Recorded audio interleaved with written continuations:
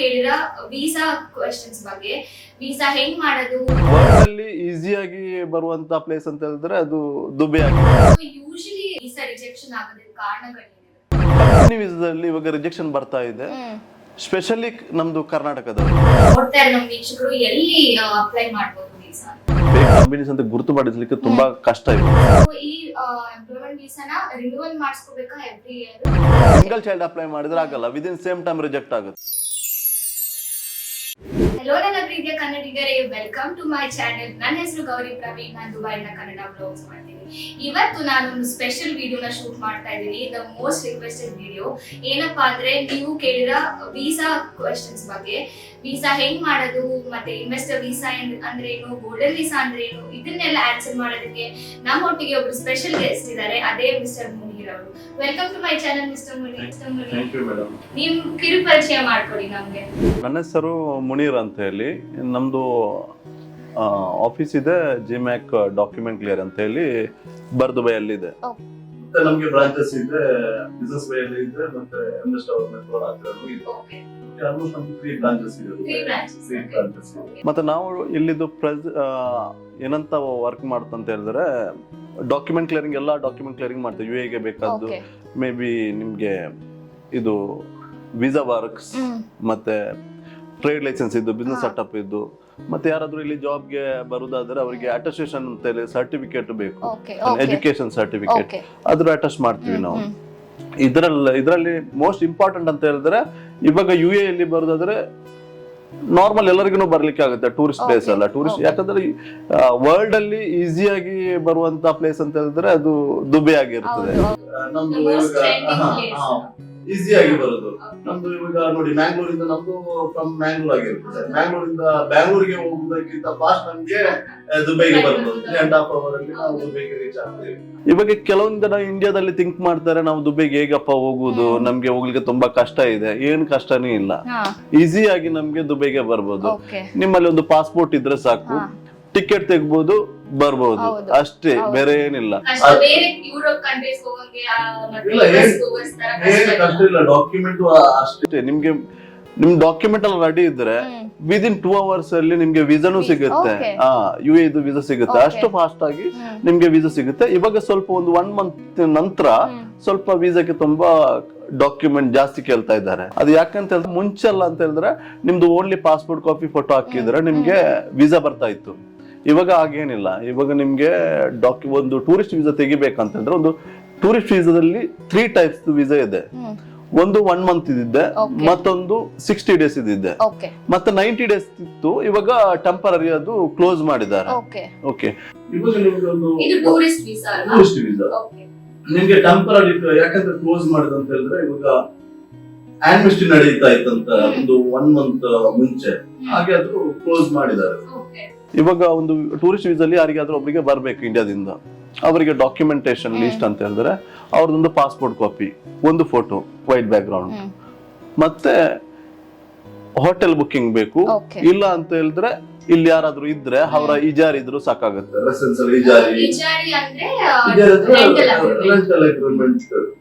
Own property ಇದ್ರೆ title deed ಆಗುತ್ತೆ.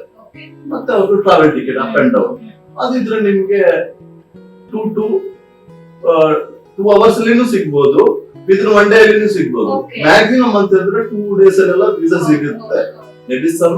ಕೆಲವೊಂದು ಯಾಕಂತಂದ್ರೆ ರಿಜೆಕ್ಷನ್ ಬರ್ಲಿಕ್ಕೆ ಕಡಿಮೆ, ಇಂಡಿಯನ್ ಪೀಪಲ್ ಕಡಿಮೆ ಬರ್ತದೆ.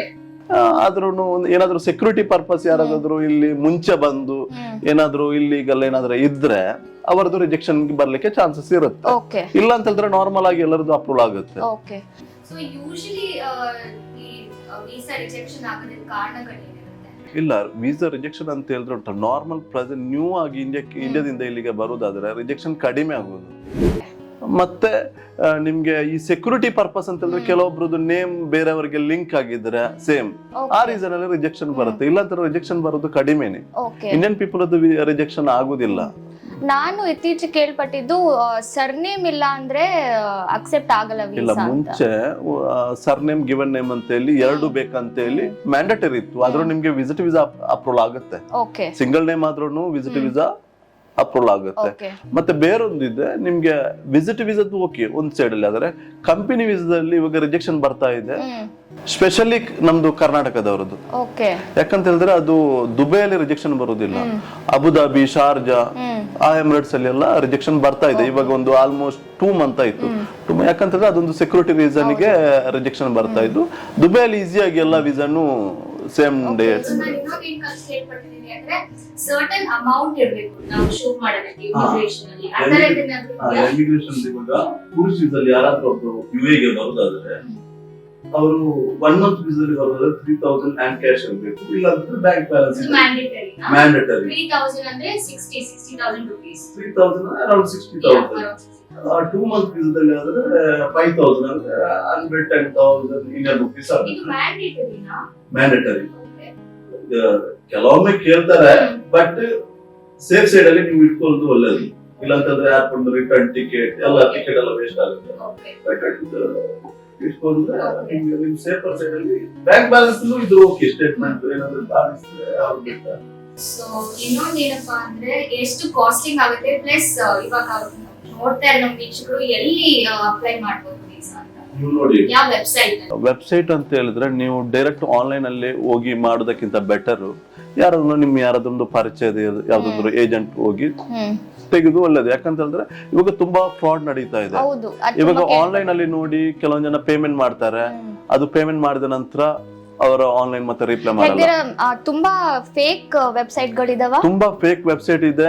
ನಾವು ಆನ್ಲೈನ್ ಅಲ್ಲಿ ಪೇ ಮಾಡಿದ್ರು ನಮ್ ಡೆಬಿಟ್ ಕಾರ್ಡ್ ಕ್ರೆಡಿಟ್ ಕಾರ್ಡ್ ಇಟ್ಟು ಪೇ ಮಾಡಿದ್ರೆ ಈ ಫೇಕ್ ಅಕೌಂಟ್ ಇದು ನಮ್ಮ ಅಕೌಂಟ್ಸ್ ಹ್ಯಾಕ್ ಆಗುವ ಚಾನ್ಸಸ್ ಇದೆ, ಕಾರ್ಡ್ ಹ್ಯಾಕ್ ಆಗುವ ಚಾನ್ಸಸ್ ಇದೆ. ಅದಕ್ಕಿಂತ ಬೆಟರ್ ನಿಮ್ಗೆ ಯಾರಾದ್ರೂ ನಿಮ್ಗೆ ಒಂದು ರೆಫರೆನ್ಸ್ ಥ್ರೂ ಅಲ್ಲಿ ಯಾರಾದ್ರೂ ನೀವು ಹೇಳಿದ್ರೆ ಅಂತವರಿಗೆ ಪೇಮೆಂಟ್ ಒಂದು ಧೈರ್ಯದಲ್ಲಿ ಕೊಡ್ಬೋದು. ಇಲ್ಲ ಅಂತ ಹೇಳಿದ್ರೆ ತುಂಬಾ ಜನ ಇವಾಗ ಫೇಕ್ ಮಾಡಿ ಇಲ್ಲಿಗೆ ಬರುದಂತೆ ಹೇಳಿ ಪಾಸ್ಪೋರ್ಟ್ ಕಾಪಿ ಕಳಿಸಿ ಅಲ್ಲಿಂದ ಅವರನ್ನು. ಇವಾಗ ದುಬೈಲಿ ಎಷ್ಟೊಂದು ಕಂಪನಿ ಫೇಕ್ ಕಂಪನಿಗಳು ಓಪನ್ ಆಗಿದಾವೆ, ಟ್ರಾವೆಲ್ ಏಜೆನ್ಸಿ ಕಂಪನಿ. ಅದನ್ನ ಹೆಂಗ್ ಗುರುತುಪಡಿಸೋದು ವೀಕ್ಷಕರು? ಯಾಕಂತ ಹೇಳಿದ್ರೆ ಉಂಟಲ್ಲ, ನಮ್ದು ಇವಾಗ ನಾವು ಫೇಕ್ ಕಂಪನೀಸ್ ಅಂತ ಗುರುತುಪಡಿಸ್ಲಿಕ್ಕೆ ತುಂಬಾ ಕಷ್ಟ ಇವಾಗ. ಯಾಕಂದ್ರೆ ತುಂಬಾ ಆನ್ಲೈನ್ ಸೈಟ್ ಅಲ್ಲಿ ಜೆನ್ಯೂನ್ ಆದದ್ದು ಇದೆ, ಫೇಕ್ನು ಇದೆ. ಅದಕ್ಕೆ ನಾವು ರೆಫರೆನ್ಸ್ ಥ್ರೂ ಹೋಗುದು ಬೆಟರ್. ಎಲ್ಲಿಯಾದ್ರೂ ಒಂದು ಜೆನ್ಯೂನ್ ಕಂಪನಿಯಲ್ಲಿ ನಾವು ಮಾತಾಡ್ಯಾ, ಇಲ್ಲ ಅಂತ ಇಂಡಿಯಾದಿಂದ ತೆಗೆಯುವುದಾದ್ರೆ ಇಂಡಿಯಾದಿಂದ, ಇಲ್ಲ ಅಂತ ಹೇಳಿದ್ರೆ UAE ಇಂದ ಆಲ್ಮೋಸ್ಟ್ ನಿಮ್ಗೆ ಪರಿಚಯದವ್ರು ಯಾರಾದ್ರೂ ಇದ್ರೆ ಅವ್ರ ಕೊಳ್ಳಿಗೂ ಬರ್ಬೋದು. ಇಲ್ಲಾಂದ್ರೆ ಯಾರನ್ನ ಕಾಂಟ್ಯಾಕ್ಟ್ ಮಾಡ್ತಾರಲ್ಲ ಅವ್ರದ್ದು ಟ್ರೇಡ್ ಲೈಸೆನ್ಸ್ ಅಥವಾ ಟ್ರೇಡ್ ಲೈಸೆನ್ಸ್ ತಗೊಂಡು ಆಮೇಲೆ ಅದು ಬೆಟರ್ ಆಪ್ಷನ್ಸ್. ಟ್ರೇಡ್ ಲೈಸೆನ್ಸ್ ಮತ್ತೆ ಅವ್ರದ್ದು ಡಾಕ್ಯುಮೆಂಟ್ ಪಾಸ್ಪೋರ್ಟ್ ಕಾಪಿ ತಗೊಂಡು, ಯಾಕಂದ್ರೆ ನಮ್ಗೆ ಅವರು ವೆರಿಫೈ ಮಾಡಬಹುದು ಎಲ್ಲಿ ಅವರು ಏನಂತ ಹಾಗೆ ಮಾಡಿದ್ರೆ ನಿಮ್ಗೆ ಈಸಿಯಲ್ಲಿ ದುಬೈಗೂ ಬರ್ಬೋದು. ಅಂಡ್ ನೆಕ್ಸ್ಟ್ ಕಾಸ್ಟಿಂಗ್ ಎಷ್ಟಾಗುತ್ತೆ visit visa tourist visa? 1 month visit ತೆಗೆಯುವುದಾದ್ರೆ ನಾರ್ಮಲ್ ಸ್ಟಾರ್ಟಿಂಗ್ ರೇಟ್ ನಿಮ್ಗೆ 350 ಇಂದ ಸ್ಟಾರ್ಟ್ ಆಗುತ್ತೆ. 350 ದಿರಮ್ಸ್ ಇಂದ ಸ್ಟಾರ್ಟ್ ಆಗುತ್ತೆ. ಅದು ಇವಾಗ ಕಂಪ್ಯಾರಿಸನ್ ಮಾಡಿದ್ರೆ ಸ್ವಲ್ಪ ಜಾಸ್ತಿ ಆಗಿದೆ, 400 ದಿರಮ್ಸ್. ಕೆಲವೊಂದು ಜನ ತುಂಬಾ ಜಾಸ್ತಿ ಮಾಡ್ತಾರೆ, ಅದು ಹೇಳ್ಲಿಕ್ಕೆ ಆಗುತ್ತೆ, ಡಿಪೆಂಡ್ ಆನ್ ಅದರ ಟ್ರಾವೆಲ್ ಏಜೆನ್ಸಿ ಮೇಲ್ಗಡೆ ಹೋಗುದು. ನಾರ್ಮಲ್ ಆಗಿ 350 ಇಂದ ಸ್ಟಾರ್ಟ್ ಆಗುತ್ತೆ. ಇದು 60 ಡೇಸ್ ಇದೆ. 30 days 60 days ಗೆ ನಿಮಗೆ 550 ಇಂದ ಸ್ಟಾರ್ಟ್ ಆಗುತ್ತೆ. 550 600 650 ಆ ರೇಂಜ್ ಅಲ್ಲಿ ಎಲ್ಲ ತೆಗಿತಾರೆ. ಮತ್ತೆ ಮಕ್ಕಳಿಗೆ ಫ್ರೀ ಕಾಸ್ಟ್. ಮಕ್ಕಳಿಗೆ ಎಷ್ಟು ಏಜ್ ತನಕ? 18 ಇಯರ್ ವರೆಗೆ ನಿಮ್ಗೆ ವಿಸಾಕ್ಕೆ ಕಾಸ್ಟ್ ಇಲ್ಲ. ಅದೊಂದು 18 ಇಯರ್ ವರೆಗೆ. ಮತ್ತೆ ನಿಮ್ಗೆ ಇದು ವಿತ್ ಫಾದರ್ ಅಲ್ಲಂತರ ಮದರ್ ಒಟ್ಟಿಗೆ ಅಪ್ಲೈ ಮಾಡಬೇಕು. ಸಿಂಗಲ್ ಚೈಲ್ಡ್ ಅಪ್ಲೈ ಮಾಡಿದ್ರೆ ಆಗಲ್ಲ, ವಿದಿನ್ ಸೇಮ್ ಟೈಮ್ ರಿಜೆಕ್ಟ್ ಆಗುತ್ತೆ. ಫಾದರ್ ಮದರ್ ಒಟ್ಟಿಗೆ ಯಾರಾದ್ರೂ ಒಟ್ಟಿಗೆ ಅಪ್ಲೈ ಮಾಡಿದ್ರೆ ನಿಮ್ಗೆ ಇನ್ಸೂರೆನ್ಸ್ ಕಾಸ್ಟ್ ಬರುತ್ತೆ. ಮತ್ತೆ ಯಾವ ಏಜೆಂಟ್ ಅಪ್ಲೈ ಮಾಡ್ತಾರೆ ಅವರ ಚಾರ್ಜ್ ಒಂದು ಸ್ಮಾಲ್ ಚಾರ್ಜ್ ಮಾಡ್ತಾರೆ. ನಾರ್ಮಲ್ ಇವಾಗ 1 ಮಂತ್ ಗೆ ಆದ್ರೆ ಒಂದು 100 150 ಹಾಗೆ ಚಾರ್ಜ್ ಮಾಡ್ತಾರೆ. 2 ಮಂತ್ ಗೆ ಒಂದು 200 ದಿರಮ್ಸ್ ವರೆಗೆ ಚಾರ್ಜ್ ಮಾಡ್ತಾರೆ. ಪ್ಲಸ್ ಸೀನಿಯರ್ ಸಿಟಿಸನ್ಸ್ ಗೆ ಏನಾದ್ರೂ ಇದೇ ತರ ಬೆನಿಫಿಟ್ಸ್ ಇದೆಯಾ? ಇಲ್ಲ, ಸೀನಿಯರ್ ಸಿಟಿಸನ್ ಅಂತ ಹೇಳಿದ್ರೆ ನಿಮ್ಗೆ ಒಂದು 75 ಇಯರ್ ವರೆಗೆ ನಾರ್ಮಲ್ ರೇಟ್ ಇರುತ್ತೆ. 75 ಅಬೋವ್ ಆದ್ರೆ ನಿಮ್ಗೆ ಇನ್ಸೂರೆನ್ಸ್ ಕಾಸ್ಟ್ ಎಕ್ಸ್ಟ್ರಾ ಬರುತ್ತೆ. ಅದು ನೀವು ಬೇಕಾದ್ರೆ ತೆಗಿಬಹುದು, ಬೆಟರ್ ತೆಗಿಯುವುದು ಒಳ್ಳೇದು. ಇನ್ಸೂರೆನ್ಸ್ ಸಪರೇಟ್ ನೀವು ಯಾವ್ದಾದ್ರು ಇನ್ಸೂರೆನ್ಸ್ ಕಂಪನಿಯಿಂದ ಸಪರೇಟ್ ತೆಗೆದು ಅದು ಸೇಫರ್ ಸೈಡಿಗೆ ನಮ್ಗೆ ಒಳ್ಳೇದು. Okay, just insurance. But rates ಅಲ್ಲಿ ಏನು ಕನ್ಸೆಷನ್ ಇಲ್ಲ? ಇಲ್ಲ, ಸೇಮ್ ಬರುತ್ತೆ. ಓಕೆ, ಇನ್ನೇನಾದ್ರೂ ಮೈಂಡ್ ಅಲ್ಲಿ ಇಟ್ಕೋಬೇಕಾ ಅಪ್ಲೈ ಮಾಡಿದ್ರೆ? ಇಲ್ಲ, ಬೇರೆ ಏನಿಲ್ಲ, ಪಾಸ್ಪೋರ್ಟ್ ಕಾಪಿ, ಫೋಟೋ ಅಷ್ಟೇ. ಮತ್ತೆ ನೀವು ಎಲ್ಲಿ ಸ್ಟೇ ಆಗ್ತೀರಿ ಅದರದ್ದು ಪ್ರೂಫ್, ಬರುದು ಹೋಗುದು ಅಪ್ ಅಂಡ್ ಡೌನ್ ಟಿಕೆಟ್ ಅಷ್ಟೇ. ಇವಾಗ ಎಷ್ಟೊಂದು ಜನ ಆಫರ್ ಮಾಡ್ತಾರೆ ಫೇಕ್ ಟಿಕೆಟ್ಸ್ ಮಾಡ್ಕೊಳ್ಳೋದು. ಅದು ಒಳ್ಳೇದಲ್ಲ. ಯಾಕಂತ ಹೇಳಿದ್ರೆ ನಿಮ್ದು ಎಮಿಗ್ರೇಷನ್ ಪರ್ಪಸ್ ಗೆ ನೀವು ಒರಿಜಿನಲ್ ಟಿಕೆಟ್ ಮಾಡಿ ಬಂದು better. So next segment employment visa ಮತ್ತೆ ವರ್ಕ್ ವೀಸಾ. ನನ್ನ ಚಾನೆಲ್ ಅಲ್ಲಿ ಸಾಕಷ್ಟು ಜನರಿಗೆ ದುಬೈ ಬಂದು ಕೆಲಸ ಮಾಡೋದು ತುಂಬಾ ಆಸಕ್ತಿ ಇದೆ. ಸೊ ದುಬೈ ಬರಕ್ಕಿಂತ ಮುಂಚೆನೆ ಎಂಪ್ಲಾಯ್ಮೆಂಟ್ ವೀಸಾಗೆ ಅಪ್ಲೈ ಮಾಡಿ ಬರ್ಬೇಕಾ ಅಥವಾ ಅದು ಯಾವ ತರ ಪ್ರೊಸೆಸ್? ನೋಡಿ, ಇವಾಗ ದುಬೈಗೆ ಅಂತ ಬರೋದಕ್ಕಿಂತ ಮುಂಚೆ ಯಾರಿಗೂ ಜಾಬ್ ಸಿಗಲ್ಲ. ಮೇ ಬಿ ಕೆಲವೊಂದು ಏಜೆನ್ಸಿ ಇಂಡಿಯಾದಿಂದ ಪ್ರೊವೈಡ್ ಮಾಡ್ತಾರೆ. ಬೆಟರ್ ಇಂಡಿಯಾದಿಂದ ಪ್ರೊವೈಡ್ ಮಾಡೋದಕ್ಕಿಂತ ಬೆಟರ್ ಇಲ್ಲಿಗೆ ಬಂದು ಜಾಬ್ ಹುಡುಕಿ. ಸೊ ಟೂರಿಸ್ಟ್ ವೀಸಾ ಬಂದು ಆಮೇಲೆ ಟೂರಿಸ್ಟ್ ವೀಸಲ್ಲಿ ವಿಸಿಟ್ ವೀಸಲ್ಲಿ ಆಗಿ ಜಾಬ್ ಸೀಕರ್ ವೀಸಾಸ್ ಎಲ್ಲ ಇದೆ. ಯಾವ್ದಾದ್ರು ವೀಸಾದಲ್ಲಿ ಬಂದು ಇಲ್ಲಿ ಜಾಬ್ ಹುಡುಕಿ. ಅದಕ್ಕೆ ನಂತರ ನೀವು ಇಲ್ಲಿ ಸಿಗುದಾದ್ರೆ ನಿಮ್ಗೆ ಅದು ಬೆಟರ್ ಆಗುತ್ತೆ. ಯಾಕಂದ್ರೆ ಇಂಡಿಯಾದಿಂದ ಏಜೆನ್ಸಿ ಆದ್ರೆ ನಿಮ್ಗೆ ತುಂಬಾ ದುಡ್ಡು ತೆಗಿರ್ತಾರೆ.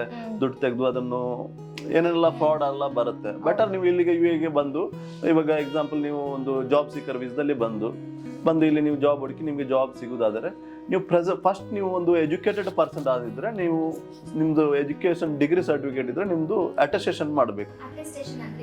ಅಟೆಸ್ಟೇಷನ್ ಅಂತ ಹೇಳಿದ್ರೆ ನಿಮ್ದು ಒಂದು ಗ್ರಾಜುಯೇಷನ್ ಸರ್ಟಿಫಿಕೇಟ್ ಇರುತ್ತೆ ಅಲ್ಲ, ಈ ಸರ್ಟಿಫಿಕೇಟ್ ಅನ್ನು ನಮ್ದು ಇಂಡಿಯಾದಲ್ಲಿ ಯು ಎಂಬಸಿ ಅಂತ ಹೇಳಿದೆ, ಯು ಎ ಇದ್ದು ಆ ಎಂಬಸಿಯಲ್ಲಿ ಅಟೆಸ್ಟ್ ಮಾಡಬೇಕು. ಓಕೆ, ಅದು ಅಲ್ಲಿ ನಮ್ಗೆ ಒಂದು ಆಲ್ಮೋಸ್ಟ್ 5 ಅಟೆಸ್ಟೇಷನ್ ಬರುತ್ತೆ. ಮಿನಿಸ್ಟ್ರಿ ಆಫ್ ಎಕ್ಸ್ಟರ್ನಲ್ ಅಫೇರ್ಸ್ ಬರುತ್ತೆ, ನೋಟರಿ ಬರುತ್ತೆ, SDM ಬರುತ್ತೆ, ಮತ್ತೆ ಯು ಎ ಎಂಬಸಿ ಬರುತ್ತೆ. ಇಂಡಿಯಾದು ಅಟೆಸ್ಟೇಷನ್ ಆದ ನಂತರ ನಮ್ದು ಯು ಎ ಇದು ಮಿನಿಸ್ಟ್ರಿ ಆಫ್ ಫಾರಿನ್ ಅಫೇರ್ಸ್ ಅಂತ ಹೇಳಿದೆ. ಅದು ಅಟೆಸ್ಟೇಷನ್ ಆದ್ರೆ ನಿಮ್ಗೆ ಎಂಪ್ಲಾಯ್ಮೆಂಟ್ ವೀಸಾಕ್ಕೆ ಈಸಿಯಾಗಿ ಅಪ್ಲೈ ಮಾಡಬಹುದು. ಮತ್ತೆ ನಿಮ್ಗೆ ಟೈಮ್ ವೇಸ್ಟ್ ಆಗ್ಲಿಕ್ಕಿಲ್ಲ. ನಾರ್ಮಲ್ ಅದಕ್ಕೆ ಒಂದು ಪ್ರೊಸೆಸಿಂಗ್ ವರ್ಕಿಂಗ್ ಡೇಸ್ ತಗೊಳ್ತದೆ, ಒಂದು 10 ವರ್ಕಿಂಗ್ ಡೇಸ್ ತಗೊಳ್ತದೆ. ಹಾಗಾದ್ರೆ ನಿಮ್ಗೆ ಯಾವಾಗ ಸಡನ್ಲಿ ನಿಮ್ಗೆ ವೀಸಾ ಒಂದು ಕಂಪನಿ ಆಫರ್ ಮಾಡಿತ್ತು ಜಾಬ್, ನೀವು ಈ ಡಾಕ್ಯುಮೆಂಟ್ ಅಲ್ಲಿ ರೆಡಿ ಇದ್ರೆ ನಿಮ್ಗೆ ಈಸಿಯಾಗಿ ಸಬ್ಮಿಟ್ ಮಾಡಿ ವಿದಿನ್ ನಿಮ್ಗೆ ಒಂದು 4-5 ಡೇಸ್ ಅಲ್ಲಿ ವೀಸಾ ಕಂಪನಿದು ಸಿಗುವ ಚಾನ್ಸಸ್ ಇರುತ್ತೆ. ಸೊ ಇದನ್ನ ಪಾಸ್ಪೋರ್ಟ್ ಅಲ್ಲಿ ಅಟೆಸ್ಟ್ ಮಾಡ್ತಾರಾ ಅಥವಾ ಸರ್ಟಿಫಿಕೇಟ್ ನಾರ್ಮಲ್ ಆಗಿ ಸರ್ಟಿಫಿಕೇಟ್ ಇರುತ್ತೆ, ಆ ಸರ್ಟಿಫಿಕೇಟ್ ಬ್ಯಾಕ್ ಸೈಡ್ ಅಟೆಸ್ಟೇಷನ್ ಮಾಡಿ ಕೊಡ್ತಾರೆ. ಸರ್ಟಿಫಿಕೇಟ್ ಅಂದ್ರೆ ನಿಮ್ದು ಮಾರ್ಕ್ಸ್ ಕಾರ್ಡ್, ಕ್ವಾಲಿಫಿಕೇಶನ್ ಸರ್ಟಿಫಿಕೇಟ್ ಅಂದ್ರೆ ಫೈನಲ್ ಸರ್ಟಿಫಿಕೇಟ್ ಸಿಗುತ್ತಲ್ಲ, ಆ ಸರ್ಟಿಫಿಕೇಟ್ ಬ್ಯಾಕ್ ಸೈಡ್ ಅಟೆಸ್ಟ್ ಆಗಿ ಕೊಡ್ತಾರೆ. ಅದು ನೀವು ಇಂಡಿಯಾದಲ್ಲಿ ಏಜೆನ್ಸಿಯಲ್ಲಿ ಮಾಡಬಹುದು. ನಿಮ್ಗೆ ಏನಾದ್ರು ಹೆಲ್ಪ್ ಬೇಕಾದಿದ್ರೆ ನಮ್ಮ ಆಫೀಸ್ ಅಲ್ಲಿ ನಾವು ಮಾಡಿ ಕೊಡ್ತೇವೆ, ನಮ್ಮ ಸರ್ವಿಸಸ್ ಎಲ್ಲ ಇರುತ್ತೆ. ಸೊ ನೆಕ್ಸ್ಟ್ ಇಲ್ಲಿ ಬಂದು ವರ್ಕ್ ವೀಸಾ ತಗೊಂಡ್ಮೇಲೆ ನಮ್ಮ ಫ್ಯಾಮಿಲಿಗೆ ಸ್ಪಾನ್ಸರ್ ಮಾಡ್ಬೋದಾ? ಇವಾಗ ಫ್ಯಾಮಿಲಿಗೆ ನೀವು ಡಿಪೆಂಡೆಂಟ್ ಸ್ಪಾನ್ಸರ್ ಮಾಡಬೇಕಾದ್ರೆ UAE ರೂಲ್ಸ್ ಪ್ರಕಾರ 4000 ಸ್ಯಾಲರಿ ಬೇಕು. 4000 ಅಬೌವ್ ಸ್ಯಾಲರಿ ಇದ್ರೆ ಎಲ್ಲರಿಗೂ ಸ್ಪಾನ್ಸರ್ ಮಾಡೋದು. ಮಿನಿಮಮ್ ಸ್ಯಾಲರಿ 4000 ಮಿನಿಮಮ್ ಬೇಕು. ನಿಮ್ಗೆ ಇವಾಗ ಎಕ್ಸಾಂಪಲ್ ವೈಫಿಗೆ ಸ್ಪಾನ್ಸರ್ ಮಾಡಬೇಕು. ವೈಫಿಗೆ ಸ್ಪಾನ್ಸರ್ ಮಾಡೋದಾದ್ರೆ ನಿಮ್ದು ಮ್ಯಾರೇಜ್ ಸರ್ಟಿಫಿಕೇಟ್ ಫಸ್ಟ್ ಅಟೆಸ್ಟ್ ಮಾಡಿರ್ಬೇಕು. ಮ್ಯಾರೇಜ್ ಸರ್ಟಿಫಿಕೇಟ್ ಅಟೆಸ್ಟ್ ಮಾಡಿ ನಿಮ್ಗೆ 4000 ಸ್ಯಾಲರಿ ಲೇಬರ್ ಕಾಂಟ್ರಾಕ್ಟ್, ಅಲ್ಲದ್ರೆ ಫ್ರೀ ಝೋನ್ ಕಂಪನಿ ಆದ್ರೆ ಸ್ಯಾಲರಿ ಸರ್ಟಿಫಿಕೇಟ್. ಓಕೆ, ಮತ್ತೆ ನಿಮ್ದು ಹಸ್ಬೆಂಡ್ ವೈಫ್ ಇದ್ದು ಪಾಸ್ಪೋರ್ಟ್ ಕಾಪಿ ಮತ್ತೆ ವೈಫ್ ಇದ್ದೊಂದು ಫೋಟೋ ಅದಿದ್ರೆ ನಿಮ್ಗೆ ವಿದಿನ್ 2 ಡೇಸ್ ಅಲ್ಲಿ ನಿಮ್ಗೆ ವೀಸಾ ಅಪ್ರೂವಲ್ ಆಗುತ್ತೆ. ಸಮ್ ಟೈಮ್ ವಿದಿನ್ 1 ಡೇಸ್ ಅಲ್ಲೂ ವೀಸಾ ಅಪ್ರೂವಲ್ ಆಗುತ್ತೆ. ಕರೆಕ್ಟ್ ಇದ್ರೆ ಪ್ರಾಪರ್ ಇದ್ರೆ ನಿಮ್ ಡಾಕ್ಯುಮೆಂಟ್ ಪ್ಲಸ್ ಕಂಪನಿ ಡಾಕ್ಯುಮೆಂಟ್ಸ್. ಯಾವ ಕಂಪನಿ ಡಾಕ್ಯುಮೆಂಟ್ ಏನ್ ಬೇಡ, ಲೇಬರ್ ಕಾಂಟ್ಯಾಕ್ಟ್ ಇದ್ರೆ ಸಾಕಾಗುತ್ತೆ. ಅದು ನಮ್ಗೆ ಆನ್ಲೈನ್ ಅಲ್ಲಿ ತೆಗಿಲಿಕ್ಕೆ ಆಗುತ್ತೆ. ಅದು ಕಂಪನಿದು ಏನು ಇದು ಪರ್ಸನಲ್ ಡಾಕ್ಯುಮೆಂಟ್ ಇದು ವೀಸಾ ರೀಸನ್ ಅಲ್ಲಿ ಯೂಶುವಲಿ ಇದನ್ನ ಕಂಪನಿನೇ ಸ್ಪಾನ್ಸರ್ ಮಾಡುತ್ತಾ? ಇಲ್ಲ, ಕೆಲವೊಂದು ಕಂಪನಿ ಸ್ಪಾನ್ಸರ್ ಮಾಡ್ತಾರೆ. ನಾವು ಏನಾದ್ರು ಪೇಮೆಂಟ್ ಕೊಡ್ತೀವಿ ಅಂತ ಹೇಳ್ತಾರೆ, ಆಲ್ಮೋಸ್ಟ್ ಕೊಡಲ್ಲ. ಪರ್ಸನಲ್ ಆಗಿ ಎಲ್ಲ ತೆಗೆಯುವುದು ಅಲ್ಲ, ಪರ್ ಪರ್ಸನ್ ಇವರಿಗೆ ಸ್ಪಾನ್ಸರ್ ಮಾಡುವವರಿಗೆ 4000 ಸ್ಯಾಲರಿ ಬೇಕು. ಫ್ಯಾಮಿಲಿಗೆ ಅಪ್ಲೈ ಮಾಡಿದ್ರೆ ನಿಮ್ಗೆ ಟೋಟಲ್ ಆಗಿ 2000 ಕಾಸ್ಟ್ ಬರುತ್ತೆ. ಅವರು ಔಟ್ ಆಫ್ ಕಂಟ್ರಿ ಇದ್ರೆ ಇವಾಗ ಎಕ್ಸಾಂಪಲ್ ಇಂಡಿಯಾದಿಂದ ಒಬ್ಬರು ವೈಫ್ ಬರುದಾದ್ರೆ ಇಲ್ಲಿಗೆ 2000 ಅದು ಎಮಿರೇಟ್ಸ್ ಐಡಿ ಬರುತ್ತೆ, ಮೆಡಿಕಲ್ ಬರುತ್ತೆ, ಎಂಟ್ರಿ ಪರ್ಮಿಟ್ ಬರುತ್ತೆ, ಸ್ಟಾಂಪಿಂಗ್ ಎಲ್ಲ ಇನ್ಕ್ಲೂಡೆಡ್ ಆಗುತ್ತೆ. ಸೊ ಈ ಎಂಪ್ಲಾಯ್ಮೆಂಟ್ ವೀಸಾನ ರಿನ್ಯೂವಲ್ ಮಾಡಿಸ್ಕೋಬೇಕಾ ಎವ್ರಿ ಇಯರ್? ಇಲ್ಲ, ಎಲ್ಲಾ ವೀಸಾನು 2 ಇಯರ್ ವೀಸಾ ಇರುತ್ತೆ. ಓಕೆ, ಎವ್ರಿ 2 ಇಯರ್ ಗೆ ರಿನ್ಯೂ ಮಾಡಿದ್ರೆ ಸಾಕು. ಸೊ ಅದಕ್ಕೆ ಏನು ಚಾರ್ಜಸ್ ಆಗುತ್ತೆ? ರಿನ್ಯೂವಲ್ ಗೆ ಸ್ವಲ್ಪ ಕಡಿಮೆ ಬರುತ್ತೆ. ರಿನ್ಯೂವಲ್ ಗೆ ಅರೌಂಡ್ ನಿಮ್ಗೆ ಒಂದು 1300 to 1500 ಒಳಗಡೆನೆ ಚಾರ್ಜಸ್ ಬರೋದು. ಸೊ ಇನ್ನೇನಾದ್ರೂ ಮೈಂಡ್ ಅಲ್ಲಿ ಇಟ್ಕೋಬೇಕಾ ಈ ಬಗ್ಗೆ? ಏನು ಬೇಡ, ನಿಮ್ದು passport copy, marriage certificate attest ಆಗಿದ್ರೆ 4000 ಅಬೌವ್ ಸ್ಯಾಲರಿ ಏನು ಬೇಡ. ನಿಮ್ಗೆ ಯಾರನ್ನಾದ್ರೂ ನಿಮ್ ಏಜೆಂಟ್ ಯಾರಾದ್ರೂ ಡಾಕ್ಯುಮೆಂಟ್ ಹೋಗಿ ಡಾಕ್ಯುಮೆಂಟ್ ಸಬ್ಮಿಟ್ ಮಾಡಿದ್ರೆ ನಿಮ್ಗೆ ವಿದಿನ್ 1 or 2 ಡೇಸ್ ಅಲ್ಲಿ ನಿಮ್ಗೆ ವೀಸಾ ಅಪ್ಲೈ ಮತ್ತೆ ಚೈಲ್ಡ್ ಗೆ ವೀಸಾ ಅಪ್ಲೈ ಮಾಡಿದ್ರೆ ಚೈಲ್ಡ್ ಬರ್ತ್ ಸರ್ಟಿಫಿಕೇಟ್ ಬೇಕು. ಓಕೆ, ಅದೊಂದು 4000 ಸ್ಯಾಲರಿ ಒಳಗಡೆ ನಿಮ್ಗೆ ವೈಫ್ ಅಂಡ್ ಚೈಲ್ಡ್ ಗೆ ಆಗುತ್ತೆ. ಮತ್ತೆ ಫಾದರ್ ಮದರ್ ಗೆ ನೀವು ಏನಾದ್ರು ಪೇರೆಂಟ್ಸ್ ಗೆ ಅಪ್ಲೈ ಮಾಡೋದಿದ್ರೆ ಅಬೌಟ್ 10,000 ಸ್ಯಾಲರಿ ಮ್ಯಾಂಡೇಟರಿ. ಅಬೌಟ್ 10,000 ಅದು ನೀವು ನೋಟ್ ಮಾಡ್ಬೇಕು. ಅದಲ್ಲದ್ರೆ 2 ಬೆಡ್ರೂಮ್ ಇಜಾರಿನೂ ಬೇಕು, ರೆಂಟಲ್ ಅಗ್ರಿಮೆಂಟ್ ಬೇಕು. ಹಾಗಾದ್ರೆ ನಿಮ್ಗೆ ಪೇರೆಂಟ್ಸ್ ಗೆ ಈಸಿಯಾಗಿ ಅಪ್ಲೈ ಮಾಡಬಹುದು. ಮತ್ತೊಂದು ನಿಮ್ದು ನಮ್ದು ಇಂಡಿಯನ್ ಪೀಪಲ್ ಆದ್ರೆ ಇಂಡಿಯನ್ ಕೌನ್ಸಿಲ್ ಗೆ ಹೋಗಿ ಅಲ್ಲಿ ಒಂದು ಅಫಿಡವಿಟ್ ತೆಗಿಬೇಕು. ಅಫಿಡವಿಟ್ ಬೇಕು, ಅದನ್ನ ನಮ್ಗೆ ಈಸಿಯಾಗಿ. ಮತ್ತೆ 6 ಮಂತ್ ಬ್ಯಾಂಕ್ ಸ್ಟೇಟ್ಮೆಂಟ್ ಬೇಕು ಕಂಪನಿ ಪರ್ಸನಲ್ ಇದ್ರು. ಯಾರು ಸ್ಪಾನ್ಸರ್ ಮಾಡ್ತಾರೆ ಅವ್ರಿಗೆ 6 ಮಂತ್ ಬ್ಯಾಂಕ್ ಸ್ಟೇಟ್ಮೆಂಟ್ ಬೇಕು. ಸೊ ನಮ್ಗೆ ಏನಾದ್ರೂ ಇಲ್ಲಿ ಪ್ರಾಪರ್ಟಿ ಇದ್ರೆ ಏನಾದ್ರೂ ಬೆನಿಫಿಟ್ ಸಿಗುತ್ತಾ? ನಿಮ್ಗೆ ಇವಾಗ ಪ್ರಾಪರ್ಟಿ ಓನ್ ಪ್ರಾಪರ್ಟಿ ಇಲ್ಲಿ ಇದೆ ಅಂತ ಹೇಳಿದ್ರೆ ನಿಮ್ಗೆ 2 ಮಿಲಿಯನ್ ಅಬೋ ಪ್ರಾಪರ್ಟಿ ಇದ್ರೆ ನಿಮ್ಗೆ ಗೋಲ್ಡನ್ ವೀಸಾ. ಅದಕ್ಕೆ ಆ ಸೆಗ್ಮೆಂಟ್ ಮತ್ತೆ ಬರ್ತೀವಿ. ಸೊ ಇಲ್ಲಿ ಎಷ್ಟೋ ಜನ ಬಂದು ಎಂಪ್ಲಾಯ್ಮೆಂಟ್ ನ ಕಳ್ಕೊಂಡಿರ್ತಾರಲ್ಲ, ಸೊ ಅವ್ರಿಗೆ ಯಾವ ತರ ಪ್ರೊಸೆಸ್ ಅದು? Visa cancellation plus over stay fines ನೋಡಿ, ಒಬ್ರಿಗೆ ಇವಾಗ ವೀಸಾ ಕ್ಯಾನ್ಸಲ್ ಆಗಿರುತ್ತೆ, ಅವರಿಗೆ ಅವರ ಕ್ಯಾನ್ಸಲೇಷನ್ ಪೇಪರ್ ಅಲ್ಲಿ ಮೆನ್ಷನ್ ಮಾಡಿರ್ತಾರೆ ನಿಮ್ದು ಲಾಸ್ಟ್ ಡೇಟ್ ಈ ಡೇಟ್. ಈ ಲಾಸ್ಟ್ ಡೇಟ್ ಒಳಗಡೆ ಅವರು ಒಂದಾದ್ರೆ ಅವರು ಬೇರೆ ಕಂಪನಿಗೆ ವೀಸಾ ಚೇಂಜ್ ಮಾಡಬೇಕು, ಇಲ್ಲ ಅಂತ ಹೇಳಿದ್ರೆ ಅವರು ವಿಸಿಟ್ ವೀಸಾಕ್ಕೆ ಕನ್ವರ್ಟ್ ಮಾಡಬೇಕು. ಎರಡು ಆಪ್ಷನ್ ಇದೆ. ಕೆಲವೊಂದು ಜನ ಏನ್ ಮಾಡ್ತಾರೆ, ಮಾಡ್ಬೋದು ಇನ್ಸೈಡ್ ಕಂಟ್ರಿ ಮಾಡ್ಬೋದು. ಅದಕ್ಕೆ ಅರೌಂಡ್ 680 dirhams ಚಾರ್ಜಸ್ ಆಗುತ್ತೆ. ಮತ್ತೆ ಒಂದು ಇನ್ಸೈಡ್ ಕಂಟ್ರಿ ಸಿಕ್ಬೇಕು ಚಾರ್ಜಸ್ ಆಗುತ್ತೆ ಅರೌಂಡ್ 1200 dirhams. ಇನ್ಸೈಡ್ ನಾವು ಚೇಂಜ್ ಮಾಡಿದ್ರೆ ಚಾರ್ಜಸ್ ಎಕ್ಸ್ಟ್ರಾ ಬರುತ್ತೆ. ಓವರ್ ಸ್ಟೇ ನೋಡಿ, ಈ ವಿಸಿಟ್ ವೀಸಾದಲ್ಲಿ ಬಂದು ಓವರ್ ಸ್ಟೇ ಆಗುದಾದ್ರೆ ನಿಮ್ಗೆ ಪರ್ ಡೇ 50 dirhams ಪೆನಾಲ್ಟಿ ಬರುತ್ತೆ. ಅದು ಪರ್ ಡೇ 50 dirhams ಪೆನಾಲ್ಟಿ ಬರುತ್ತೆ. ಈ ಕೆಲವೊಂದು ಜನ ಏನ್ ಮಾಡ್ತಾರೆ ಗೊತ್ತುಂಟಾ, ಈ 50 dirhams ನೆಗ್ಲೆಕ್ಟ್ ಮಾಡ್ತಾರೆ. ಯಾವ್ದೊಂದು ಟ್ರಾವೆಲ್ ಏಜೆನ್ಸಿಯಿಂದ ಬಂದು ಮತ್ತೆ ಅವ್ರ ಅಕೌಂಟ್ ತೆಗಿಯಲ್ಲ. ಓವರ್ ಸ್ಟೇ ಆಗಿ ಒಂದು 10 days ಮಿನಿಮಮ್ 5 days ಹೋದ್ರೆ ಏನ್ ಮಾಡ್ತಾರೆ, ಈ ಟ್ರಾವೆಲ್ ಏಜೆಂಟ್ ಏನ್ ಮಾಡ್ತಾರೆ, ಇವರು ಅಬ್ಸ್ಪಾಂಡಿಂಗ್ ಆಗ್ತಾರೆ. ಮತ್ತೆ ಅವ್ರಿಗೆ ಟ್ರಾವೆಲ್ ಬ್ಯಾನ್ ಆಗುತ್ತೆ. ಅಬ್ಸ್ಪಾಂಡಿಂಗ್ ಒಂದು ಕಂಪನಿ ತುಂಬಾ ನಡೀತಾ ಇರೋದ್ರ ವಿಷಯ ಟ್ರಾವೆಲ್ ಬ್ಯಾನ್ ಅನ್ನೋದು. ಓವರ್ ಸ್ಟೇ ಮಾಡಿದ್ರೆ ಏನಾಗುತ್ತೆ ಗೊತ್ತುಂಟಾ, ಟ್ರಾವೆಲ್ ಏಜೆಂಟ್ ಅಬ್ಸ್ಕಾಂಡಿಂಗ್ ಆಗ್ತಾರೆ. ಈ ಟ್ರಾವೆಲ್ ಏಜೆಂಟ್ ಅಬ್ಸ್ಕಾಂಡಿಂಗ್ ಆಗ್ಬೇಕಾದ್ರೆ ಅವ್ರಿಗೆ ಅರೌಂಡ್ 2500 dirhams ಅವರು ಪೇ ಮಾಡಿ ಆಗ್ತಾರೆ. ಈ ಅಬ್ಸ್ಕಾಂಡಿಂಗ್ ಹಾಕುದಾದ್ರೆ ಅದು ಈ ಟ್ರಾವೆಲ್ ಏಜೆನ್ಸಿಗೆ ಲಾಸ್ ಆಗುತ್ತೆ. ಅದಕ್ಕೆ ಎಲ್ಲರೂ ಈ ಫಾಲೋ ಅಪ್ ಮಾಡೋದು, ಓವರ್ ಸ್ಟೇ ಆಗಬಾರದು. ಮತ್ತೆ ಇವರು ಏನ್ ಮಾಡ್ತಾರೆ, ಎಲ್ಲಿಗಾದ್ರೂ ಹೋಗಿ ಅದರ ಇವರಿಗೆ ಗೊತ್ತಾಗದ ರೀತಿಯಲ್ಲಿ ರಿಮೂವ್ ಮಾಡಿ ಎಕ್ಸಿಟ್ ಆಗುತ್ತಾರೆ. ಇದು ಗೊತ್ತಾದ್ರೆ ಟ್ರಾವೆಲ್ ಏಜೆನ್ಸಿ ರೀಕಂಪ್ಲೇಂಟ್ ಮಾಡಬಹುದು. ರೀಕಂಪ್ಲೇಂಟ್ ಮಾಡಿದ್ರೆ ಅವರಿಗೆ ಪರ್ಮನೆಂಟ್ ರೀಕಂಪ್ಲೇಂಟ್ ಮಾಡುವ ಆಪ್ಷನ್ಸ್ ಇದೆ. ಸೊ ಇದಂತೂ ತುಂಬಾನೇ ನಡೀತಿದೆ, ಹುಷಾರಾಗಿರ್ಬೇಕು ಎಂಪ್ಲಾಯಿ ತಗೊಂಡಿರೋದ್ರಿಂದ. ಸೊ ಈ ಟ್ರಾವೆಲ್ ಬ್ಯಾನ್ ಏನಂದ್ರೆ ಏರ್ಪೋರ್ಟ್ ಇಂದ ಆಚೆ ಹೋಗೋದು ಬಿಡೋದಿಲ್ಲ, ಕ್ಲಿಯರ್ ಮಾಡದೆ ನಾವು ಕಂಟ್ರಿಯಿಂದ ಆಚೆ ಹೋಗೋದಿಲ್ಲ. ಸೊ ಎಲ್ಲರೂ ಹುಷಾರಾಗಿರ್ಬೇಕು. ನೆಕ್ಸ್ಟ್ ಸೆಗ್ಮೆಂಟ್ ಇನ್ವೆಸ್ಟರ್ ವೀಸಾ ಮತ್ತೆ ಆಂಟ್ರಪ್ರೆನ್ಯೂರ್ ವೀಸಾ. ಇನ್ವೆಸ್ಟರ್ ವೀಸಾ ಪ್ಲಸ್ ಇಲ್ಲಿ ಕಂಪನಿ ಓಪನ್ ಮಾಡೋಕೆ ತುಂಬಾ ಜನಕ್ಕೆ ಇಂಟ್ರೆಸ್ಟ್ ಇದೆ. ಯಾಕಂದ್ರೆ ಇಲ್ಲಿ ಟ್ಯಾಕ್ಸ್ ಕಡಿಮೆ, ನೋ ಮಿಡಲ್ ಮ್ಯಾನ್, ಮತ್ತೆ ಗವರ್ಮೆಂಟ್ ಇನ್ಫ್ರಾಸ್ಟ್ರಕ್ಚರ್ ಅಂತೂ 100% ಕ್ವಾಲಿಟಿ. ಸೊ ಎಲ್ಲರಿಗೂ ಇಲ್ಲಿ ಬಂದು ಬಿಸ್ನೆಸ್ ಮಾಡಕ್ ತುಂಬಾ ಆಸಕ್ತಿ. ಸೊ ಅದಕ್ಕೆ ಇನ್ವೆಸ್ಟರ್ ವೀಸಾ ತಗೊಳ್ಬೇಕು ಅಥವಾ ಕಂಪನಿ ಶುರು ಮಾಡೋದಕ್ಕೆ ಏನ್ ಪ್ರೊಸೀಜರ್? ನೋಡಿ, ಇಲ್ಲಿ ಎಲ್ಲರಿಗೂ ಈಸಿಯಾಗಿ ಬಿಸ್ನೆಸ್ ಸ್ಟಾರ್ಟ್ ಮಾಡ್ಲಿಕ್ಕೆ ಆಗುತ್ತೆ. ಯಾಕಂತ ಹೇಳಿದ್ರೆ ಒಂದು ಕಂಪನಿ ಸ್ಟಾರ್ಟ್ ಮಾಡ್ಬೇಕಂತ ಹೇಳಿದ್ರೆ ಏನು ಬೇಡ, ಒಂದು ಪಾಸ್ಪೋರ್ಟ್ ಕಾಪಿ ಇದ್ರೆ ಸಾಕು. ಪಾಸ್ಪೋರ್ಟ್ ಇವಾಗ ಟೂರಿಸ್ಟ್ ಅಲ್ಲಿ ಬಂದ್ರು ನಿಮ್ಗೆ ಒಂದು ಕಂಪನಿ ಸ್ಟಾರ್ಟ್ ಮಾಡ್ಬೋದು, ವೀಸಾದಲ್ಲಿ ಇದ್ರು ನಿಮ್ಗೆ ಒಂದು ಕಂಪನಿ ಸ್ಟಾರ್ಟ್ ಮಾಡ್ಬೋದು. ಒಂದು ಕಂಪನಿ ಸ್ಟಾರ್ಟ್ ಮಾಡೋದಾದ್ರೆ ನಿಮ್ಗೆ ನಾರ್ಮಲ್ ಆಗಿ ಒಂದು ಟ್ರೇಡಿಂಗ್ ಕಂಪನಿ ಇಲ್ಲ ಅಂತ ಹೇಳಿದ್ರೆ ಯಾವ್ದೋ ಒಂದು ಕಂಪನಿ ಸ್ಟಾರ್ಟ್ ಮಾಡಿದ್ರೆ ಮಿನಿಮಮ್ ನಿಮ್ಗೆ ಒಂದು 25,000 to 30,000 ಒಳಗಡೆ ನಿಮ್ಗೆ ಒಂದು ಫುಲ್ ಲೈಸೆನ್ಸ್ ವರ್ಕ್ ಅಲ್ಲ 6 lakh ಒಳಗಡೆ ನಿಮ್ಗೆ ಒಂದು ಕಂಪನಿದ್ದು ಲೈಸೆನ್ಸ್ ಸೆಟಪ್ ಮಾಡಬಹುದು. ಮತ್ತೆ ನೀವು ಆಫೀಷಿಯಲ್ ರೆಂಟಲ್ ಅದೆಲ್ಲ ಬೇರೆ ಸಪರೇಟ್ ಆಗಿರುತ್ತದೆ. ಮತ್ತೆ ಅದರಲ್ಲಿ ನಿಮ್ಗೆ ಉಂಟಲ್ಲ ಒಂದು ಲೈಸೆನ್ಸ್ ಅಲ್ಲಿ ಒಂದು ಪಾರ್ಟ್ನರ್ ವೀಸಾ ಸಿಗುತ್ತೆ. ಮುಂಚೆ 2 ಸಿಗ್ತಾ ಇತ್ತು, ಇವಾಗ ಒಂದು ಪಾರ್ಟ್ನರ್ ವೀಸಾ ಸಿಗುತ್ತೆ. ಅದಕ್ಕೆ ನಿಮ್ಗೆ ಕಾಸ್ಟ್ ಬರುತ್ತೆ ಅರೌಂಡ್ ಇನ್ಸೈಡ್ ದ ಕಂಟ್ರಿ. ಒಬ್ರು ಪಾರ್ಟ್ನರ್ ವೀಸಾ ತೆಗೆಯುವುದಾದರೆ ಅವರಿಗೆ ಕಾಸ್ಟ್ ಬರುತ್ತೆ ಅರೌಂಡ್ 3,300 to 3,500 ಒಳಗಡೆ ಬರ್ತದೆ. ದಿರಮ್ಸ್ ಅದ ಆಲ್ಮೋಸ್ಟ್ ಇಂಡಿಯನ್ ರುಪೀಸ್ ಒಂದು 60-70,000 ಒಳಗಡೆ 2 year ವೀಸಾ ಸಿಗುತ್ತೆ. ಮತ್ತೆ ಬೇರೆ ನಿಮ್ಗೆ ಅದರಲ್ಲಿ ಸಪರೇಟ್ ಕೋಟಾಸ್ ಎಲ್ಲ ಸಿಗುತ್ತೆ. ಮತ್ತೆ ಅದು ಎಂಪ್ಲಾಯಿಗೆ ನೀವು ವೀಸಾ ತೆಗಿಬಹುದು ಅಷ್ಟೇ. ಅದರಲ್ಲಿ ಕಂಪನಿ ವೀಸಾ ಇದರಲ್ಲಿ ಎಷ್ಟು ಎಂಪ್ಲಾಯಿ ಆಲ್ಮೋಸ್ಟ್ ನಿಮ್ಗೆ ಎಷ್ಟು ಬೇಕಾದ್ರೆ ಅಪ್ಲೈ ಮಾಡ್ಬೋದು. ಸ್ಟಾರ್ಟಿಂಗ್ ನಿಮ್ಗೆ 3 ವೀಸಾ ಕೋಟಾ ಸಿಗುತ್ತೆ, ಮತ್ತೆ ನಿಮ್ಗೆ ಬೇಕಾದ್ರೆ ರಿಕ್ವೆಸ್ಟ್ ಮಾಡ್ತಾ ಹೋಗ್ಬೋದು. ಅದ ನಿಮ್ಗೆ ಅಲವ್ ಇರುತ್ತೆ, ಎಷ್ಟು ಬೇಕಾದ್ರೆ ಮಾಡ್ಬೋದು. ನಿಮ್ depend on your company. Entrepreneur company ಹೆಂಗ್ ಸೆಟಪ್ ಮಾಡ್ಬೇಕು ಅಂತ ಒಂದು ಹೋಲ್ ಡಿಫರೆಂಟ್ ವಿಡಿಯೋನೇ ಮಾಡ್ಬೇಕಾಗುತ್ತೆ. ಅಷ್ಟು ಡೆಪ್ತ್ ಇದೆ ಅದರಲ್ಲಿ, ಖಂಡಿತ ನಾನು ಇನ್ನೊಂದು ವಿಡಿಯೋ ಮಾಡ್ತೀನಿ.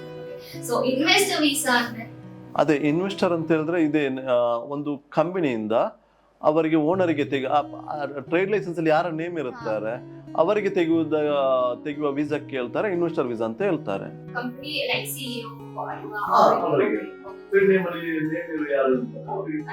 ಸೊ ಪ್ರಾಪರ್ಟಿ ಇನ್ವೆಸ್ಟ್ಮೆಂಟ್ ಎಲ್ಲ ಇರೋದು ನೋಡಿ, ಪ್ರಾಪರ್ಟಿ ಅಂತ ಹೇಳಿದ್ರೆ ಒಂದು ಪ್ರಾಪರ್ಟಿ 750,000 ಯಾರಿಗಾದ್ರೂ ಪ್ರಾಪರ್ಟಿ ಇದ್ರೆ ಅವರಿಗೆ 2 ಇಯರ್ ವೀಸಾ ಸಿಗುತ್ತೆ. 2 ಇಯರ್ ವೀಸಾ ಅವರಿಗೆ ನಾವು ಲ್ಯಾಂಡ್ ಡಿಪಾರ್ಟ್ಮೆಂಟ್ ಅಪ್ಲೈ ಮಾಡ್ತೀವಿ. 2 ಇಯರ್ ವೀಸಾ ಅವರಿಗೆ ಇನ್ವೆಸ್ಟರ್ ವೀಸಾ ಸಿಗುತ್ತೆ. ಮತ್ತೊಂದು 2 ಮಿಲಿಯನ್ ಆಗೋ ಪ್ರಾಪರ್ಟಿ ಯಾರಿಗೆ ಇರುತ್ತದೆ? 2 ಮಿಲಿಯನ್ ಅಂದ್ರೆ 4 ಕೋಟಿ. ಆಲ್ಮೋಸ್ಟ್ 2 ಮಿಲಿಯನ್ 4.5 ಕೋಟಿ ಇಂಡಿಯನ್ ರುಪೀಸ್ ಆಗುತ್ತೆ. ಅವರಿಗೆ ಗೋಲ್ಡನ್ ವೀಸಾ ಸಿಗುತ್ತೆ. ಅದು 10 ಇಯರ್ ವೀಸಾ ಸಿಗುತ್ತೆ. ಅದು ಅವರ ಪ್ಲಸ್ ಪಾಯಿಂಟ್ ಆಗಿರುತ್ತೆ. ಅದೇ ಇವಾಗ ಟ್ರೆಂಡಿಂಗ್ ಗೋಲ್ಡನ್ ವೀಸಾ. ಅದೇ ಇಲ್ಲ ಅಂತ ಹೇಳಿದ್ರೆ ಅವರು ಈ ಗೋಲ್ಡನ್ ವೀಸಾ ತೆಗಿಬೇಕಾದ್ರೆ ಇಲ್ಲ ಅಂತಂದ್ರೆ ಹೋಗಿ ಎಲ್ಲಾದ್ರೂ ಬ್ಯಾಂಕ್ ಅಲ್ಲಿ ಡೆಪಾಸಿಟ್ ಕಟ್ಟಬೇಕು. 2 ಮಿಲಿಯನ್ ಕಟ್ಟಿ ಆ ಅಮೌಂಟ್ ರಿಸಿಪ್ಟ್ ಇದ್ರೆ ನಮ್ಗೆ ಗೋಲ್ಡನ್ ವೀಸಾ ಆದ್ರೂ ಸಿಗುತ್ತೆ. 10 ಇಯರ್ಸ್ ನೀವು ದುಬೈ ಬರೋದಕ್ಕೆ ವೀಸಾ ಮಾಡ್ಬೇಕಂತಿಲ್ಲ. ಪಾಸ್ಪೋರ್ಟ್ ಅಲ್ಲಿ ಸ್ಟಾಂಪ್ ಹಾಕ್ಬಿಡ್ತಾರೆ 10 ಇಯರ್ಸ್. ಮತ್ತೆ ಫ್ಯಾಮಿಲಿಗೂ ಅಪ್ಲೈ ಮಾಡಬಹುದು. ಅದೊಂದು ಬೆನಿಫಿಟ್ ಇರುತ್ತೆ. ಫ್ಯಾಮಿಲಿ ಎಲ್ಲರಿಗೂ ಸಿಗುತ್ತೆ. ಎಷ್ಟು ಜನ ಇರ್ತಾರೆ ಅಷ್ಟೇ. ನಮ್ಮ ಫ್ಯಾಮಿಲಿ ಇರ್ತದೆ, ಒಂದು ಬ್ಲಡ್ ರಿಲೇಷನ್ ಅಲ್ಲಿ ಯಾರುತ್ತೆ, ಫಾದರ್ ಮದರ್ ಅವರಿಗೆ ಫ್ಯಾಮಿಲಿ ಟ್ರೀ ಕೊಡ್ತಾರೆ. ಹಾಗೆ ಸಿಗುತ್ತೆ. This is a great opportunity. ಅದೇ ಇವಾಗ ಇದಕ್ಕೆ ಎಲ್ಲರೂ ಇನ್ವೆಸ್ಟ್ ಮಾಡ್ಲಿಕ್ಕೆ ಪ್ರಾಪರ್ಟಿ ಇನ್ವೆಸ್ಟ್ ಮಾಡ್ಲಿಕ್ಕೆ ನೋಡುದು. ಎಲ್ಲರೂ ಬರ್ತಾರೆ, ಇನ್ವೆಸ್ಟ್ ಮಾಡ್ತಾರೆ. ಗೋಲ್ಡನ್ ವೀಸಾ ಅದನ್ನು ನಿಮ್ಗೆ ಗೋಲ್ಡನ್ ವೀಸಾ ಟೈಮ್ ತಗೊಳ್ಳಲ್ಲ. ವಿದಿನ್ 3-4 ಡೇಸ್ ಅಲ್ಲಿ ಗೋಲ್ಡನ್ ವೀಸಾ ಆಗಿಬಿಡುತ್ತೆ. ಸುಮಾರು ಜನ ಇವಾಗ ಇನ್ವೆಸ್ಟ್ ಮಾಡ್ತಾ ಇದ್ದಾರೆ. ತುಂಬಾ ಜನ ಇವಾಗ ನಾವು ಯುಎ ಅಲ್ಲಿ ನೋಡಿದ್ರೆ ಇನ್ವೆಸ್ಟ್ ಹೈಯೆಸ್ಟ್ 70% ಇಂಡಿಯನ್ಸ್ ಇದೆ. ಹೌದು, ರಿಚೆಸ್ಟ್ ಪೀಪಲ್ ಎಲ್ಲ ಇಂಡಿಯನ್ಸ್ ಎಲ್ಲ ಇವಾಗ ಇನ್ವೆಸ್ಟ್ ಮಾಡ್ತಾರೆ. ನೀವು ಯಾರ್ಯಾರು ಇನ್ವೆಸ್ಟ್ ಮಾಡೋಣ ಅಂತ ಪ್ಲಾನ್ ಮಾಡ್ತಾ ಇದ್ದೀರಲ್ಲ, Dubai is the best place to invest. ಯಾಕಂದ್ರೆ ಇನ್ಫ್ರಾಸ್ಟ್ರಕ್ಚರ್ ಇಸ್ ವೆರಿ ಗುಡ್. ಅವ್ರು ಏನೇನು ಬೆನಿಫಿಟ್ಸ್ ಕೊಡ್ತಾ ಇದ್ದಾರೆ ಅಂತ ನೀವೇ ಇಲ್ಲಿ ಬಂದು ಎಕ್ಸ್ಪೀರಿಯನ್ಸ್ ಮಾಡ್ಬೋದು. ಸೊ ಗೋಲ್ಡನ್ ವೀಸಾ ತಗೊಳ್ಳೋರಿಗೆ 10 ಇಯರ್ಸ್ ಆದ್ಮೇಲೆ ಮತ್ತೆ ಇದು ರಿನ್ಯೂವಲ್ ಮಾಡಿಸಬಹುದಾ? 10 ಇಯರ್ ನಂತರ ರಿನ್ಯೂ ಮಾಡಬಹುದು. ಮತ್ತೆ ಅದಲ್ಲದ್ರೆ ಅವರಿಗೆ ಲಿಮಿಟ್ ಇಲ್ಲ. ಇಲ್ಲ ಅಂತಂದ್ರೆ ಒಂದು ನಾರ್ಮಲ್ ಎಂಪ್ಲಾಯ್ ವೀಸಾಕ್ಕೆ ಒಂದು 6 ಮಂತ್ ಲಿಮಿಟ್ ಇದೆ. 6 ಮಂತ್ ಒಳಗಡೆ ಅವರು ಯುಎಗೆ ಎಂಟರ್ ಆಗ್ಬೇಕು. ಈ ಗೋಲ್ಡನ್ ವೀಸಾ ತೆಗೆದವರಿಗೆ ಲಿಮಿಟ್ ಏನಿಲ್ಲ. ಅವ್ರ ಅನ್ಲಿಮಿಟೆಡ್ ಇಂಡಿಯಾದಲ್ಲಿ ಕೂತ್ರು ಅವರಿಗೆ ಯಾವಾಗ ಬೇಕಾದ್ರೆ ಟ್ರಾವೆಲ್ ಮಾಡಬಹುದು. So it's not like 6 months ಬರಬೇಕು ಅನ್ಸುತ್ತೆ. ಇಲ್ಲ 9 ಇಯರ್ಸ್ ಆದ್ಮೇಲೆ ಬರಬಹುದು. ಸೊ ಇವಾಗ ಇದು ಇನ್ನೊಂದು ಇದೆಯಲ್ಲ 2 ಇಯರ್ಸ್ ವೀಸಾ, ಅದಕ್ಕೂ ಸೇಮ್ ಪ್ರೊಸೀಜರ್ ಲೈಕ್ ನೋಡಿ. 2 ಇಯರ್ಸ್ ವೀಸಾ ಆದ್ರೆ ನಿಮಗೆ ಪ್ರೊಸೀಜರ್ ಸೇಮ್ ಆಗುತ್ತೆ, ಮಾತ್ರ ಗೋಲ್ಡನ್ ವೀಸಾಕ್ಕಿಂತ ಜಾಸ್ತಿ ಕಾಸ್ಟ್ ಆಗುತ್ತೆ. ಓಕೆ. ಪ್ರಾಪರ್ಟಿ 2 ಇಯರ್ ವೀಸಾಕ್ಕೆ ನಿಮಗೆ ಗೋಲ್ಡನ್ ವೀಸಾಕ್ಕಿಂತ 5,000 ರೂಪೀಸ್ 5,000 ದಿರಹಮ್ ಜಾಸ್ತಿ ಆಗುತ್ತೆ. ಇದು ಇವಾಗ ನೀವು ಒಂದು ಗೋಲ್ಡನ್ ವೀಸಾ ತೆಗೆದ್ರೆ ನನಗೆ ಕನ್ಫ್ಯೂಷನ್ ಆಗ್ತಾ ಇದೆ. ಪ್ರಾಪರ್ಟಿ ಪ್ರೈಸ್ ಪ್ಲಸ್ 5,000 ದಿರಹಮ್ಸ್ ಎಕ್ಸ್ಟ್ರಾನಾ ಅಥವಾ ಪ್ರಾಪರ್ಟಿ ಪ್ರೈಸ್ ಜೊತೆ ಇನ್ಕ್ಲೂಡ್ ಆಗಿರುತ್ತೆ? ನೋಡಿ, ನಾರ್ಮಲ್ ಒಂದು 2 ಇಯರ್ ಪ್ರಾಪರ್ಟಿ ಇನ್ವೆಸ್ಟರ್ ತೆಗೆಯುವುದಾದ್ರೆ 750,000 ನಿಮಗೆ ಪ್ರಾಪರ್ಟಿ ವ್ಯಾಲ್ಯೂ ಇದೆ. ನಿಮಗೆ 2 ಇಯರ್ ವೀಸಾ ತೆಗೆದ್ರೆ 13,000 to 14,000 ದಿರಹಮ್ಸ್ ಬೇಕಾಗುತ್ತೆ. ಓಕೆ, ನೀವು ಗೋಲ್ಡನ್ ವೀಸಾ ತೆಗೆದ್ರೆ ಅಷ್ಟು ನಿಮಗೆ ಬೇಡ. ಅರೌಂಡ್ 10 ಇಯರ್ ವೀಸಾಗೆ 10,000 to 12,000 ವರೆಗೆ ನಿಮಗೆ ಕಾಸ್ಟ್. ಪ್ರಾಪರ್ಟಿ ಪ್ರೈಸ್ ಪ್ಲಸ್ 10,000 ಅದು ಬರುತ್ತೆ. ಎಕ್ಸ್ಟ್ರಾ ಬರುತ್ತೆ. ಸೊ ಅದು ಪ್ರಾಪರ್ಟಿ ಪ್ರೈಸ್ ಇದೆ ಇನ್ಕ್ಲೂಡ್ ಇಲ್ಲ ಅದು ಸೆಪರೇಟ್ ಆಗಿ ನೀವು ತೆಗಿಬೇಕು.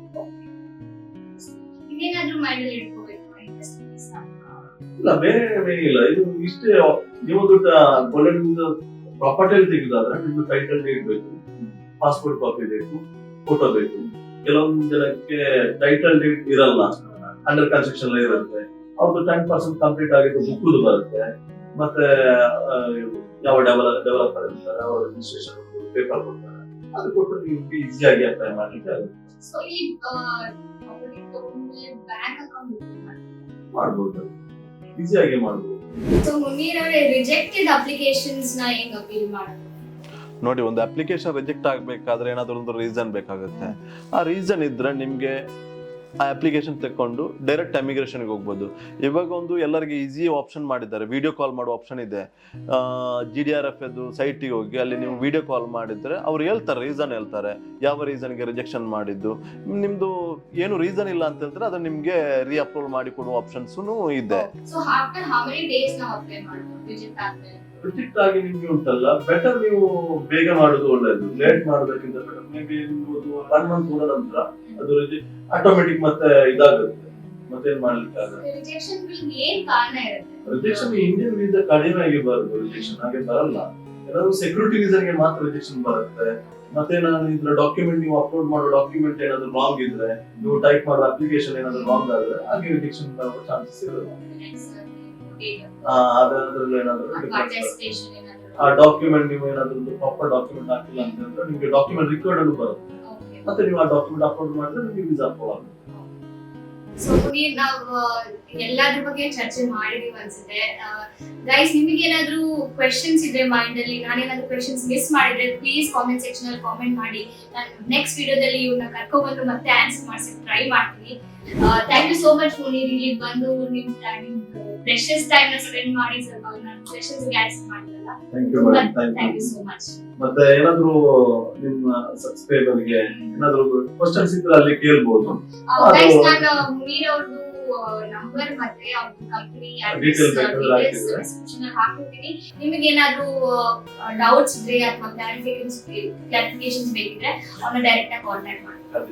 Thank you so much. Thank you guys. I hope ನಿಮಗೆಲ್ಲ ಈ ಸ್ಪೆಷಲ್ ಸೆಗ್ಮೆಂಟ್ ಇಷ್ಟ ಆಗಿದೆ ಅಂತ ಅನ್ಕೊಂಡಿದ್ದೀನಿ. ನಾನು ಇದೇ ತರ ಎವ್ರಿ ವಿಡಿಯೋದಲ್ಲೂ ವ್ಯಾಲ್ಯೂಡೇಷನ್ ಮಾಡೋಕ್ಕೆ ಆದಷ್ಟು ಪ್ರಯತ್ನ ಪಡ್ತೀನಿ. ನೀವು ಹೇಗೆ ನನಗೆ ಇಷ್ಟು ದಿನ ಸಬ್ಸ್ಕ್ರೈಬ್ ಮಾಡಿಬಿಟ್ಟು ಮತ್ತೆ ಶೇರ್ ಮಾಡಿಬಿಟ್ಟು ನನ್ನ ವಿಡಿಯೋಸ್ನ ನನ್ನ ಸಪೋರ್ಟ್ ಮಾಡಿದ್ದೀರ, ಇನ್ನು ಮುಂದೇನೂ ನನಗೆ ಇದೇ ಥರ ಸಪೋರ್ಟ್ ಮಾಡಿ ಅಂತ ಕೇಳ್ಕೊತೀನಿ. ಪ್ಲಸ್ ಯಾರೆಲ್ಲ ನನ್ನ ವಿಡಿಯೋಗೆ ಲೈಕ್ ಮಾಡಿಲ್ಲ, ಶೇರ್ ಮಾಡಿಲ್ಲ ಮತ್ತು ಸಬ್ಸ್ಕ್ರೈಬ್ ಮಾಡಿಲ್ವೋ ಪ್ಲೀಸ್ ಮಾಡಿ. ಯಾಕೆಂದರೆ ನನಗೆ ತುಂಬಾ ಪ್ರೋತ್ಸಾಹ ಸಿಗುತ್ತೆ ಇನ್ನೂ ಒಳ್ಳೆ ಕಾಂಟೆಂಟ್ ನಿಮಗೆ ಕೊಡೋದಕ್ಕೆ. Thank you so much. Bye bye.